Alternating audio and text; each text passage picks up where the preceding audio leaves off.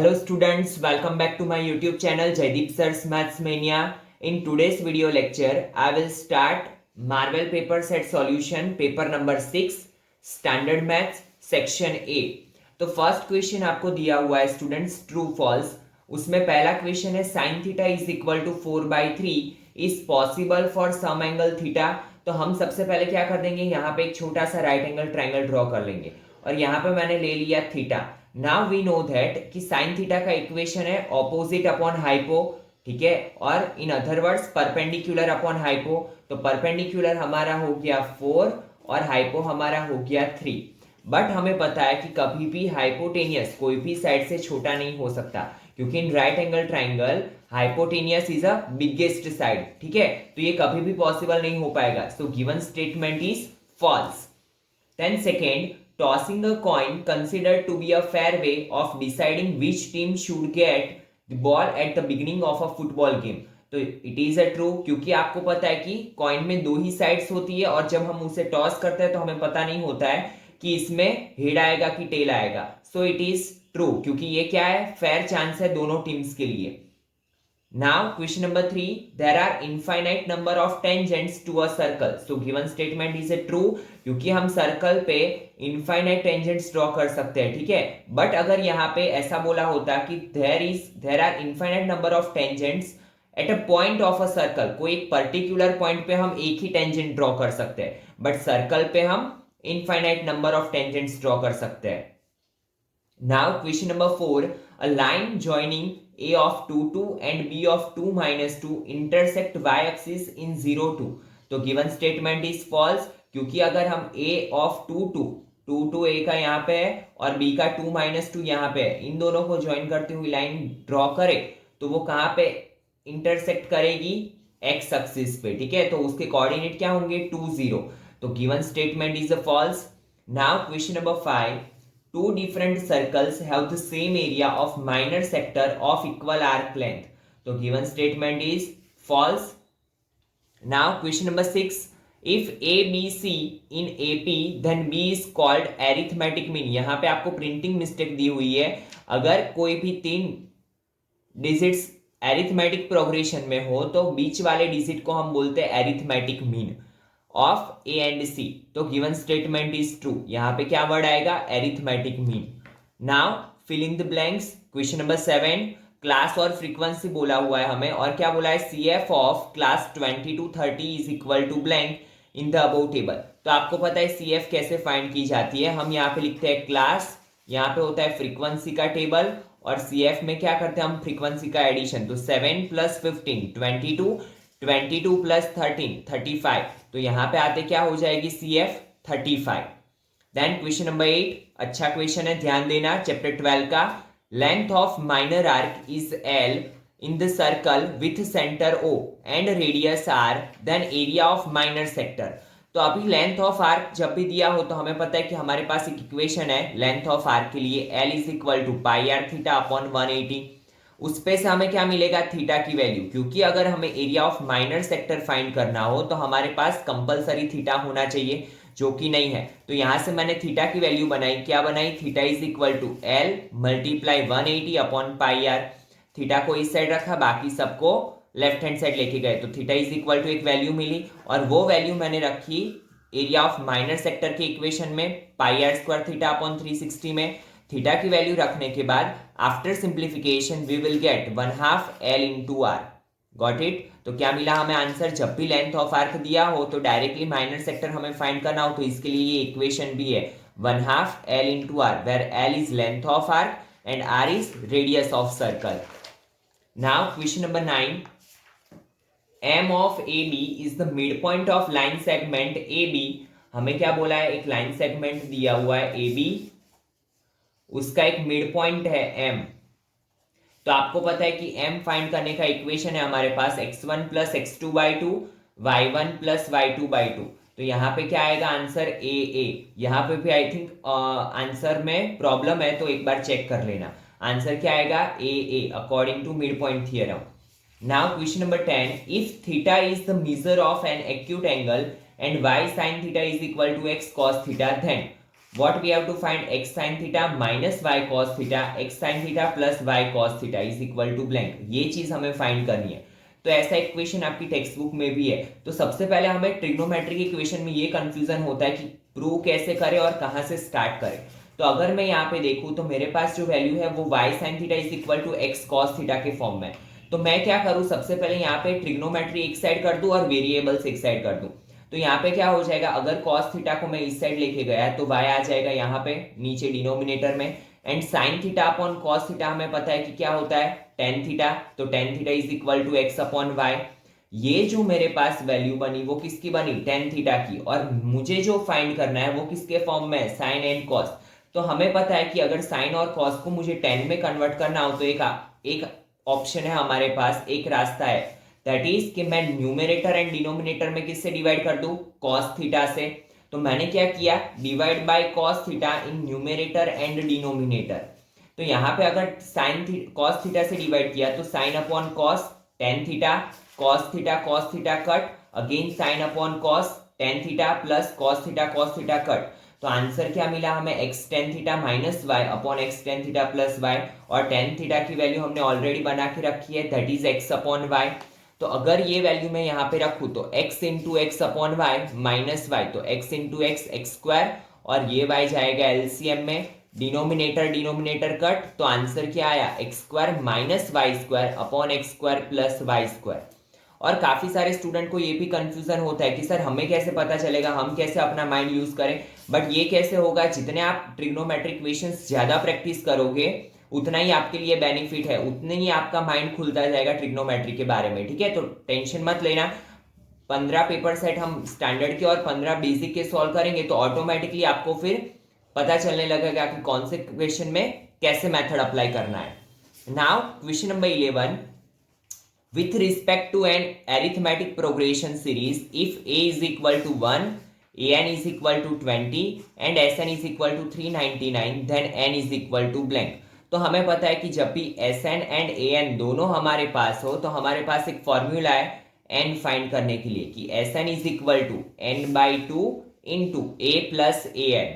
sn की वैल्यू है 399 is equal to n by 2, a की वैल्यू है 1 प्लस 20, तो n की वैल्यू मिल जाएगी। After simplification we will get n is equal to 38। Then question number 12, criterion of equation, यहाँ पे डिस्क्रिमिनेंट की बात हो रही है, ठीक है, तो कंफ्यूज मत होना। Criterion of equation 5x square minus 6x plus 1 is equal to 0 is 16, ठीक है। कैसे, तो हमें पता है कि डिस्क्रिमिनेंट फाइंड करने का इक्वेशन है हमारे पास d is equal to B square minus 4ac, और b में यहाँ पे जब भी माइनस हो तो हमें माइनस सिंबल को कंसिडर करना है।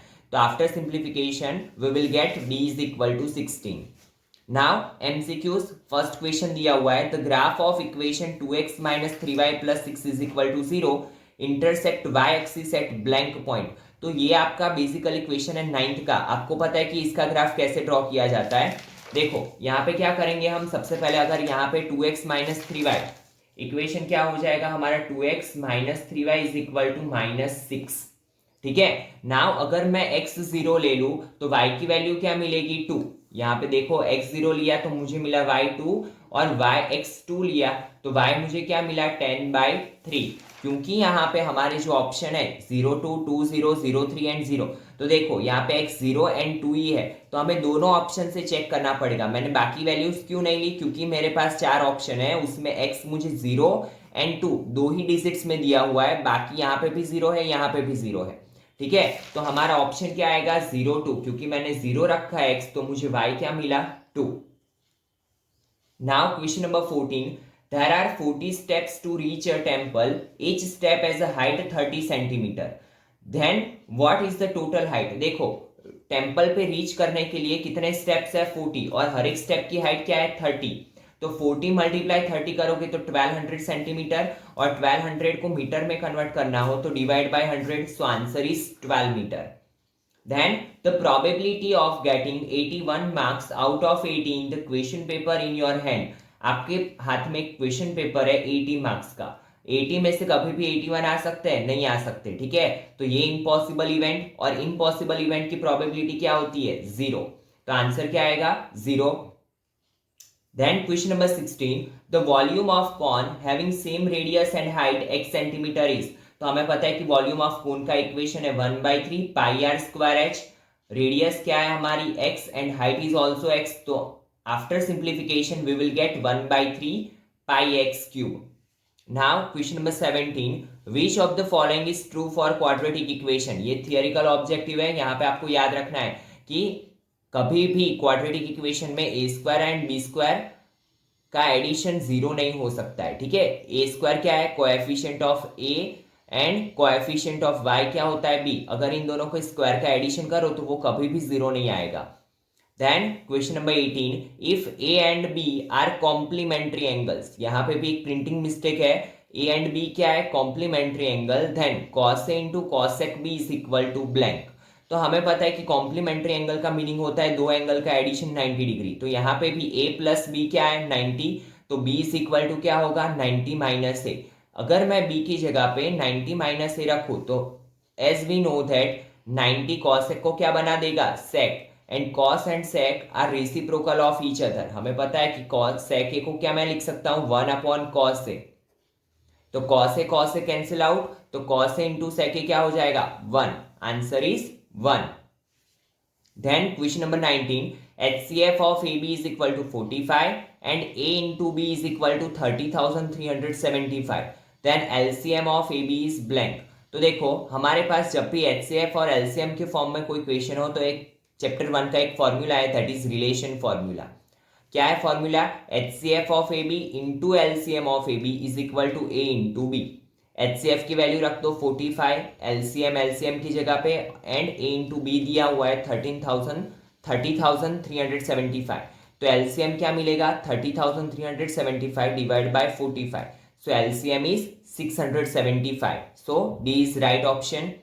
Then question number 20, if the sum of the zeros of polynomial 2x cube minus 3kx square plus 4x minus 5 is 6, then the value of k. तो हमें पता है कि क्यूबिक पोलिनोमियल में भी सम ऑफ जीरो फाइंड करने का इक्वेशन है माइनस बी अपॉन ए. अगर माइनस ये इक्वेशन का माइनस एज इट इज, और बी क्या है हमारा -3, माइनस माइनस प्लस, तो 3k/2, 3k/2 is equal to क्या है 6, क्योंकि सम ऑफ जीरो पहले से ही देके रखा है, तो 3k/2 इज इक्वल टू 6, तो k is equal to 4. Then match the following. Section A में हमें दिया है पोलिनोमियल और सेक्शन बी में बोला है प्रोडक्ट ऑफ जीरो. तो ax² plus bx plus c, इसका प्रोडक्ट ऑफ जीरो फाइंड करने का इक्वेशन है c/a, so d is the right option. And ax³ plus bx² plus cx plus d, तो आपको पता है कि क्यूबिक पोलिनोमियल में प्रोडक्ट ऑफ जीरो फाइंड करने का इक्वेशन है -d upon a, so a is the right option. Then section A second, match the following. A card drawn at random from well shuffled deck of 52, probability of an event. तो आपको पता है कि 52 cards में से आपको क्या बोला है अल्फाबेट ऑन कार्ड. तो यहाँ पे भी आई थिंक मुझे आंसर में प्रॉब्लम लग रहा है अकॉर्डिंग टू माई सेल्फ, क्योंकि अल्फाबेट बोला है. तो आपको पता है कि प्लेइंग कार्ड्स में अल्फाबेट कौन कौन से होते हैं, एक तो ए, फिर जैक, फिर क्वीन, फिर किंग, क्योंकि बाकी जो 2 से लेके 10 होते हैं वो नंबर्स होते हैं. और आपको पता है कि कितने इक्के होते हैं, 4 इक्के होते हैं, 4 जैक, 4 क्वीन एंड 4 किंग. ठीक है, तो अकॉर्डिंग टू इट 4 + 4 + 4 + 4, तो 12 अपॉन टोटल कार्ड्स होते हैं 52. तो 4 3 ज़ा 4 13 ज़ा, सो यहाँ पे आएगा आंसर, सॉरी यहाँ पे क्या आएगा 3/13, मैंने बाय मिस्टेक 4/13 लिख लिया. एंड फेस कार्ड कितने होते हैं, तो आपको पता है कि जैक, क्वीन एंड किंग ये होते हैं फेस कार्ड. तो 4 + 4 + 4 सॉरी यहाँ पे मैंने मिस्टेक कर दी है, ये 16/52 जो लिखा था वो राइट था, 4/13 आएगा. ठीक है, तो 4 4 सा 16, 4 13 सा 52, तो 4 4 कट, तो आंसर इज 4/13.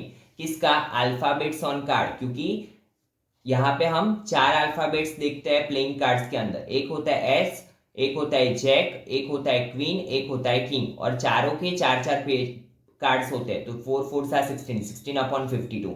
और फेस कार्ड किसे बोलते हैं हम, तो क्वीन, जैक एंड किंग, और तीनों के 4 कार्ड, तो 12/52. सो आंसर क्या होगा 3/13। तो इसी के साथ स्टूडेंट आपका क्वेश्चन पेपर 6 का सॉल्यूशन कंप्लीट हुआ।